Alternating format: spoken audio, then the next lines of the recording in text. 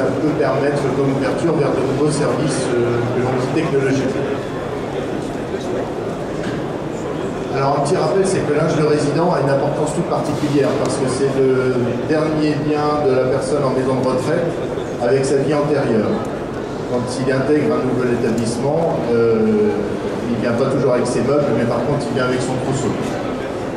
Il faut savoir aussi, vous le savez probablement, c'est que c'est quand même le point fort de la relation entre la famille, le résident et l'établissement.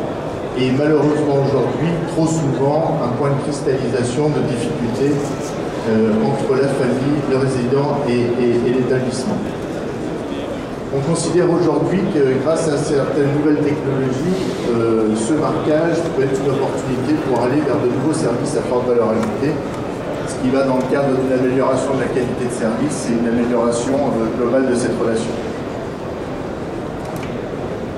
Le marquage depuis toujours a été une opération indispensable parce qu'il s'agit de personnaliser du linge dans un univers qui est dépersonnalisé et le type de marquage utilisé accompagne bien souvent, enfin accompagne depuis toujours l'évolution aussi du métier de blanchisseur dans ce domaine. Donc le marquage de base, alors je fais une petite parenthèse, vous avez notre petit bonhomme Nao, il viendra jusqu'à la fin, il vit sa vie tranquillement tout seul pendant la durée de cette présentation, on y viendra en clôture de cette intervention. Je vous disais que le marquage du linge de résident correspond au process de blanchisserie qui était utilisé. Le marquage patronymique de base, donc la petite étiquette brodée ou thermocollée, correspondait à un traitement comme à la maison de blanchisserie, bien souvent avec des petites unités qui étaient intégrées à l'établissement. Au fur et à mesure qu'on a industrialisé le process de blanchisserie, le marquage, bien entendu, a dû suivre cette évolution, notamment avec l'arrivée d'outils de pilotage informatique. Et essentiellement par le biais d'une étiquette code barre, ce qui a permis de traiter des volumes plus importants et qui a accompagné aussi l'industrialisation de la blanchisserie et l'externalisation de ses services. Ensuite, suivant une évolution majeure aussi dans un domaine plus vaste industriel, sont arrivées une génération de plus haute fréquence d'identification par radiofréquence, donc d'identification radio. Alors que dans la location de linge, par exemple, elle s'est imposée très rapidement, la partie HF de puce a eu du mal à s'imposer dans le linge de résidence. C'est pas pour des raisons technologiques, il y avait des apports indéniables, simplement c'est que c'est une problématique économique. C'est qu'on était obligé jusqu'alors de rajouter une puce électronique sur un marquage patronymique ou un marquage code barre existant. Donc fatalement, la question se pose de savoir qui doit payer cette prestation supplémentaire, l'opération de marquage et la fourniture de la puce.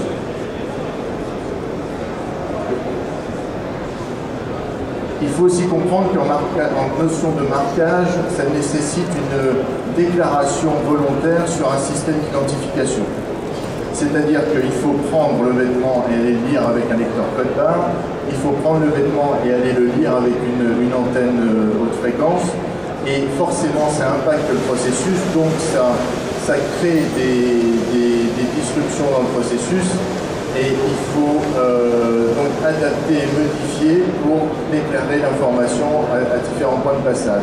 Ça a été de façon majeure une limite aussi au développement de ce type de marquage. Aujourd'hui, on a la possibilité, grâce à un développement technologique fort dans d'autres systèmes d'identification qui sont utilisés dans l'industrie depuis quelques années, on arrive à une nouvelle génération de marqueurs électroniques qui sont sur une nouvelle gamme de fréquences qui est l'ultra haute fréquence, l'UHF.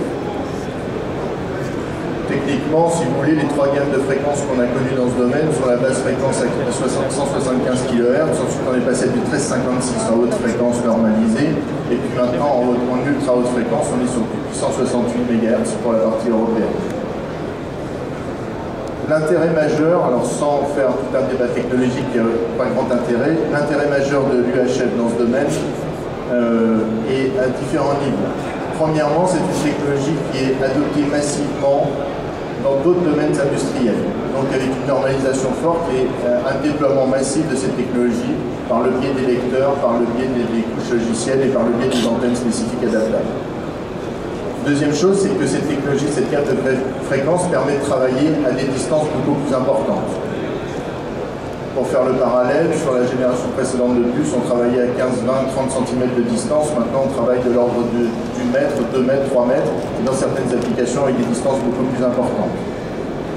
Ça veut dire qu'on remet complètement en cause la façon de déclarer cet identifiant électronique.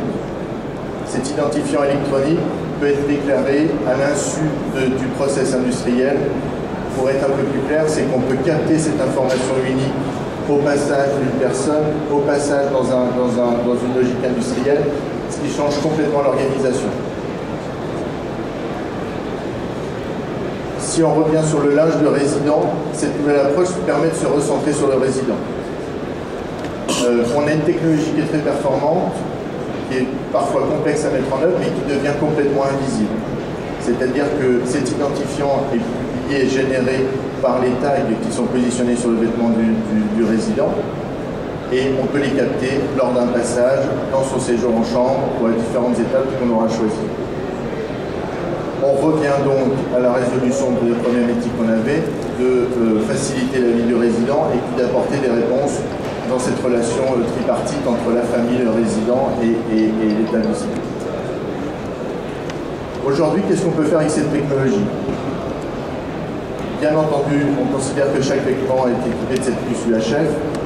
On peut concrètement, au moment où je vous parle, faire des inventaires directement dans la chambre du résident, c'est-à-dire balayer son armoire, sa penderie et l'univers de sa chambre dans le rayon, bien entendu, du système d'antenne qu'on a choisi. Mais ça veut dire qu'on est de façon très simple et vraiment très rapide capable de faire un inventaire exhaustif sans avoir à sortir le linge de son étagère, sans avoir à dépendre les vêtements, par le biais par exemple d'un petit chariot autonome. On est capable de contrôler sans les ouvrir, bien entendu, des sacs de linge sale en départ à la buanderie vers la blanchisserie externalisée. Vous connaissez très bien les problématiques liées à la contamination et puis à la manipulation du linge sale. Ça veut dire qu'on peut très facilement, avec des solutions moins onéreuses que ce qu'on savait faire et beaucoup plus performantes, aller lire le contenu pour faire des inventaires contradictoires avant que ça parte chez un prestataire extérieur. On est capable de la même façon d'analyser le contenu d'un rôle complet sans avoir à manipuler les sacs, là dans le cadre d'une entrée dans un flux de blanchisserie. Donc ça permet de rationaliser et puis de capter des informations massivement, très facilement. Et on est capable aussi d'aller de cette façon capter cette information et ces identifiants uniques aux différentes étapes du process de la blanchisserie. Sur les étapes de réception du linge sale, après tri du linge sale, après lavage, avant finition, après finition et pour la reconstitution des lots par résident. Comme on est sur des champs assez vastes de diamètre de captation de cette information de 2-3 mètres, on peut très bien imaginer d'avoir des portiques à certains endroits dans la blanchisserie ou alors devant certaines machines à des endroits critiques. Ce qui est intéressant de voir, c'est les opportunités que vont ouvrir ces nouvelles technologies. On peut capter beaucoup d'informations qui sont donc sur le résident, puisqu'attachées à ce vêtement, lorsqu'on rentre en proximité avec ce résident. Ça veut dire qu'on peut imaginer que quand on rentre dans la chambre d'un patient ou d'un résident, on soit capable de connaître tout un tas d'informations relatives à ce résident, puisque quand on va lire un identifiant unique sur un de ces vêtements, à proximité, donc on va dire dans un rayon de 2 mètres par exemple, on va être capable d'aller chercher informatiquement toutes les données qui sont relatives à ce résident et qui sont pertinentes pour les applications qui vous intéressent. Ça veut dire qu'on est capable de capter l'information relative, très personnelle, relative au résident, sans lui demander de déclarer ces informations. Donc si on retraite ça, ça permet de changer complètement la donne parce qu'on a cette valeur ajoutée d'information centralisée sur l'informatique. On met bien sûr en perspective toutes les problématiques de confidentialité liées à des dossiers médicaux, par exemple, mais tout ça est sécurisable. Mais on est capable d'apporter de véritables services à la personne sans qu'il se rende compte qu'on est en train de capter des informations et on est en train d'intervenir sur ces informations.